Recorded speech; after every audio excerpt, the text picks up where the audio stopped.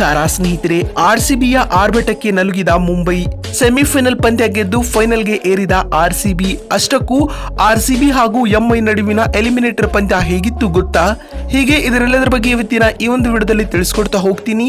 ಹೀಗಾಗಿ ದಯವಿಟ್ಟು ಈ ವಿಡಿಯೋವನ್ನ ಕೊನೆವರೆಗೂ ನೋಡಿ ಸ್ನೇಹಿತರೆ. ಆದರೆ ಅದಕ್ಕಿಂತಲೂ ಮುನ್ನ ನೀವು ಕೂಡ ಆರ್ಸಿಬಿ ತಂಡದ ಅಭಿಮಾನಿಗಳಾಗಿ ಈ ವಿಡಿಯೋವನ್ನ ನೋಡುತ್ತಿದ್ದರೆ ತಪ್ಪದೆ ಈ ಕೂಡಲೇ ಈ ವಿಡಿಯೋಗೊಂದು ಲೈಕ್ ಮಾಡಿ. ಹೌದು ಸ್ನೇಹಿತರೆ, ನಿನ್ನೆ ದೆಹಲಿಯ ಅರುಣ್ ಜೇಟ್ಲಿ ಅಂಗಳದಲ್ಲಿ ನಡೆದ ಆರ್ಸಿಬಿ ಹಾಗೂ ಮುಂಬೈ ಇಂಡಿಯನ್ಸ್ ನಡುವಿನ ಎಲಿಮಿನೇಟರ್ ಪಂದ್ಯವನ್ನು ನಮ್ಮ ರಾಯಲ್ ಚಾಲೆಂಜರ್ಸ್ ಬೆಂಗಳೂರು ತಂಡವು ವಿರೋಚಿತವಾಗಿ 5 ರನ್ಗಳಿಂದ ಗೆದ್ದುಕೊಂಡಿದೆ. ಈ ಮುಖ್ಯವಾಗಿ ಮೊದಲ ಬಾರಿಗೆ WPL ನ ಫೈನಲ್ಗೆ ಏರುವಲ್ಲಿ ಆರ್ಸಿಬಿ ತಂಡವು ಯಶಸ್ವಿಯಾಗಿದೆ ಸ್ನೇಹಿತರೆ. ಹೌದು, ಈ ಒಂದು ಪಂದ್ಯದಲ್ಲಿ ಟಾಸ್ ಗೆದ್ದು ಮೊದಲು ಬ್ಯಾಟಿಂಗ್ ಮಾಡಿದ ಆರ್ಸಿಬಿ ತಂಡವು ಉತ್ತಮ ಆರಂಭವನ್ನೇನು ಪಡೆದುಕೊಂಡಿರಲಿಲ್ಲ ಸ್ನೇಹಿತರೆ. ನಾಯಕಿ ಸ್ಮೃತಿ ಮಂದಾನ ಕೇವಲ 2 ಬೌಂಡರಿಗಳಿಂದ 10 ರನ್ ಬಾರಿಸಿ ವಿಕೆಟ್ ಒಪ್ಪಿಸಿದರೆ ಸೋಫಿ ಡಿವೈನ್ ಕೂಡ 10 ರನ್ಗಳಿಗೆ ಸುಸ್ತಾಗಿ ಹೋದರು. ಆದರೆ ಇದಾದ ಬಳಿಕ ಜೊತೆಯಾದ ಎಲ್ಲಿಸ್ ಪೆರಿ ಹಾಗೂ ರೀಚಾ ಘೋಷ್ ಅವರು ತಂಡಕ್ಕೆ ಕೊಂಚ ಆಸರೆ ಆದರು. ಆದರೆ ಇದರ ನಡುವೆಯೂ ದಿಶಾ ಕಸತ್ ರವರು ಸೊನ್ನೆಸುತ್ತಿದ್ದರು. ಇನ್ನು ರೀಚಾ ಘೋಷ್ ರವರು ದೊಡ್ಡ ಹೊಡೆತಕ್ಕೆ ಕೈ ಹಾಕಿ 14 ರನ್ಗಳಿಗೆ ತಮ್ಮ ಇನ್ನಿಂಗ್ಸ್ ಗಳಿಗೆ ಅಂತ್ಯ ಹಾಡಿದರು ಸ್ನೇಹಿತರೆ. ಇದಾದ ಬಳಿಕ ಮೊನಿಲಿಯೋ ಹಾಗೂ ಎಲ್ಲಿಸ್ ಪೆರಿ ರವರು ತಂಡಕ್ಕೆ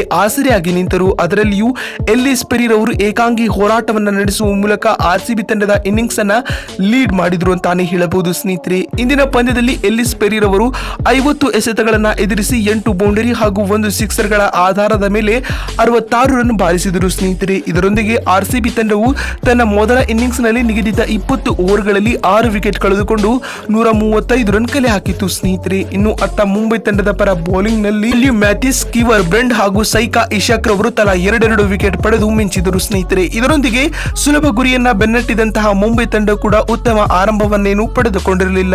ತಂಡದ ಮೊತ್ತ 27 ರನ್ ಆಗಿದ್ದ ವೇಳೆ ಹೇಲಿ ಮ್ಯಾಥಿಸ್ ರವರು 15 ರನ್ ಸಿಡಿಸಿ ನಿರ್ಗಮಿಸಿದರು. ಇದಾದ ಬಳಿಕ ಯಾಸ್ತಿಕಾ ಭಾಟಿಯಾ 19 ಹಾಗೂ ನಾಟ್ ಸ್ಕೀವರ್ ಬ್ರೆಂಡ್ ರವರು 23 ರನ್ಗಳ ಕೊಡುಗೆ ನೀಡಿದರು.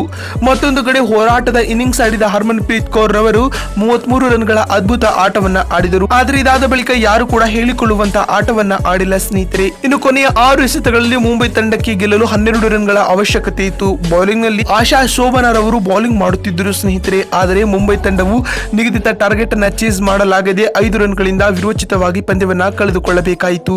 ಇದರೊಂದಿಗೆ ಆರ್ಸಿಬಿ ತಂಡವು WPL ನಲ್ಲಿ ಮೊದಲ ಬಾರಿಗೆ ಫೈನಲ್ಗೆ ಎಂಟ್ರಿ ಕೊಟ್ಟಿದೆ ಅಂತ ಹೇಳಬಹುದು. ಅತ್ತ ಮುಂಬೈ ತಂಡವು ಸತತ 2ನೇ ಬಾರಿಯೂ ಫೈನಲ್ಗೆ ಇರುವ ಆಸೆಯನ್ನ ಇಟ್ಟುಕೊಂಡಿತ್ತು. ಆದರೆ ಇದೀಗ ಎಂಐ ತಂಡಕ್ಕೆ ಭಾರಿ ನಿರಾಸೆ ಉಂಟಾಗಿದೆ ಸ್ನೇಹಿತರೆ. ಬಂಧುಗಳೇ, ನಿಮಗೆ ಏನು ಅನಿಸುತ್ತದೆ? ಈ ಬಾರಿಯ WPL ಕಪ್ ಅನ್ನ ಆರ್ಸಿಬಿ ಗೆಲ್ಲಬಹುದಾ ಅಥವಾ ಇಲ್ಲವಾ ಎನ್ನುವ ನಿಮ್ಮ ಅನಿಸಿಕೆ ಹಾಗೂ ಅಭಿಪ್ರಾಯಗಳನ್ನ ಕಾಮೆಂಟ್ ಮಾಡುವ ಮೂಲಕ ತಪ್ಪದೆ ತಿಳಿಸಿ.